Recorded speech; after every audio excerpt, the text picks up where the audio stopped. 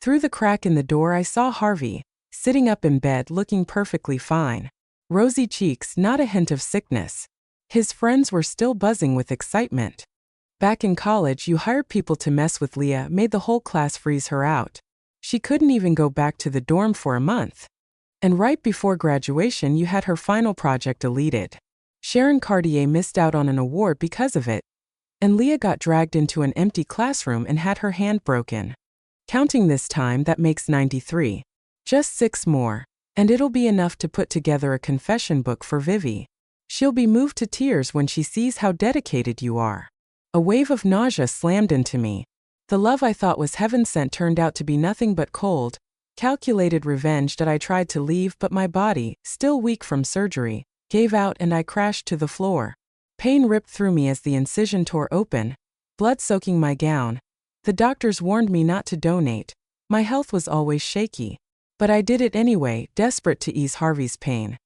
This was the hospital's fanciest VIP ward, completely empty to keep it quiet for him. The second I hit the floor, they noticed that Harvey's face twisted when he saw me. "Leah, you just had surgery, how are you here?" Before I could answer, he shoved the guy next to him. "Go help Leah. Get her wound treated." His friends scrambled to pick me up and set me on the bed. Harvey stroked my face, all fake tenderness. He grabbed a bottle of disinfectant from the table. "The doctors are busy. Let me clean it for now, okay? Once they're free, they'll rebandage it." He sounded just as gentle as always. If I didn't know better, I might have seen guilt in his eyes. But I knew now, it was all an acid hit me then. He ignored me for 3 years, but the second the exam results dropped, he suddenly confessed. All for his precious Vivi Baldwin that I actually thought my sincerity moved him. Knew he used to love her, but I still gave him everything. Pain shot through me, and I squeezed my eyes shut, teeth clenched as the incision burned.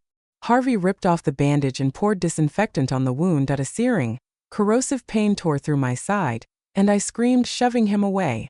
He stumbled back, hit the bed railing with a grunt, then kicked me off the bed and I curled up on the floor, clutching my wound, gasping for air. That's when the on-call doctors finally rushed in. One of them saw the raw, blistered skin and froze. "What did you do to her?" "This is a caustic burn. Sodium hydroxide." "What?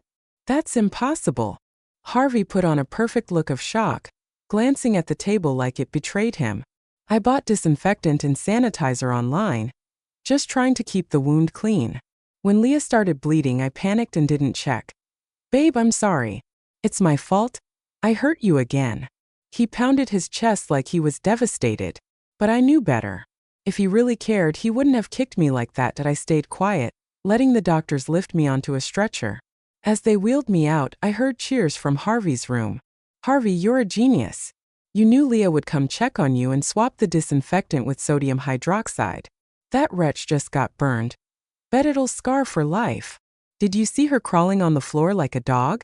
I almost died laughing. My fists clenched. Even after figuring out the truth, hearing it firsthand still ripped me apart. Once the doctors left, I grabbed my phone and booked a spot at a rehab center. Then I dialed that familiar overseas number. "Mom, I've made up my mind. I want to come home." After half a month at the rehab center, I was finally starting to heal.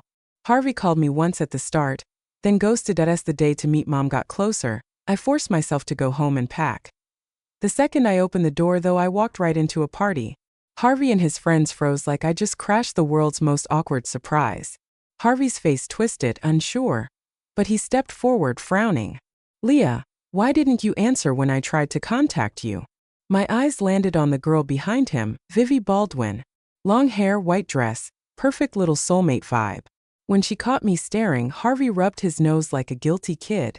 "Vivi came back earlier than expected," he mumbled. "Since I just had surgery, I didn't want to make a big deal out of it. Just a small welcome party. You're not seriously gonna throw a fit over something this trivial, right?" I clenched my shirt. 5 years with Harvey, and Vivi had always been a shadow between us. Just hearing her name was enough to mess with my head. But now? Didn't matter anymore. I gave a quick nod. "Congrats on coming back. Keep celebrating. I'm just here to grab a few things." My calmness made Harvey frown. Back in the day, he used to drop Vivi's name just to watch me snap, hoping I'd make a scene. But now? I was too calm, and it clearly threw him off as I turned to leave. Vivi's soft, pathetic voice cut through the room. Leah, I've already forgiven you for what happened back then. Why are you still being so cold? Stay and celebrate with us. Okay? Of course, Harvey couldn't stand seeing her upset. He grabbed my arm and yanked me over to the table, shoving me into a seat. Vivi said she doesn't blame you, so quit acting like a corpse and keep her company. No sooner had I sat down than his friends swarmed me. To show your sincerity, Leah, drink up. I almost laughed at how predictable they were. They knew I just had a liver transplant and still shoved alcohol at me. Disgusting. The old me might have thought they actually cared that I pushed the glass away. Doctor said no drinking. Oh, come on. Just a little won't hurt. They didn't even listen, grabbing my arms and forcing the liquor down my throat. It burned and I choked, coughing hard. As I tried to pull back, someone shoved me forward. My face slammed into the cake. Cream smeared over my mouth and nose, choking me. Laughter exploded around me, sharp, mocking that I finally pushed myself up, my face stinging and damp. Blinking through the mess, I looked down and froze. Steel nails stuck out of the cake. Vivi was practically doubled over, laughing so hard she could barely breathe. One of the guys looked at me with zero remorse. Sorry, Leah. The cream was too soft, so I had them put something in to support it. Who knew you'd shove your whole face into it like a pig? Someone muttered something about me being just like a pig, and they all burst out laughing again. That I wiped the cream off, forcing down my anger, and moved to leave. But Vivi wasn't done. She grabbed a fistful of my hair, eyes glinting with smug satisfaction, and waved to the others. Leah's upset. Let's help her wash up so she doesn't go whining to Harvey. They all grinned like it was some big joke and rushed at me. Panic crawled up my spine. I couldn't breathe. When I was a kid, I'd been kidnapped, nearly drowned when they shoved my head underwater because I wouldn't stop crying. Ever since, water terrified me, and no matter how much I fought, Vivi dragged me to the kitchen. They pinned my arms behind my back and forced my head into the sink. Freezing water crashed over me, and I screamed, choking and gasping for air.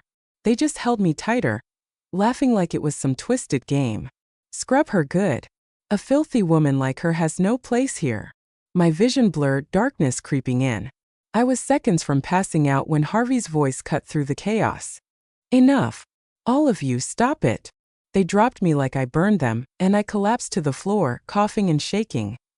Harvey walked over, brushing my wet hair from my face. I'm sorry, babe. You must be so scared. I pushed his hands away, my voice raw. I'm fine. Ignoring his wounded look, I turned and headed to the bedroom.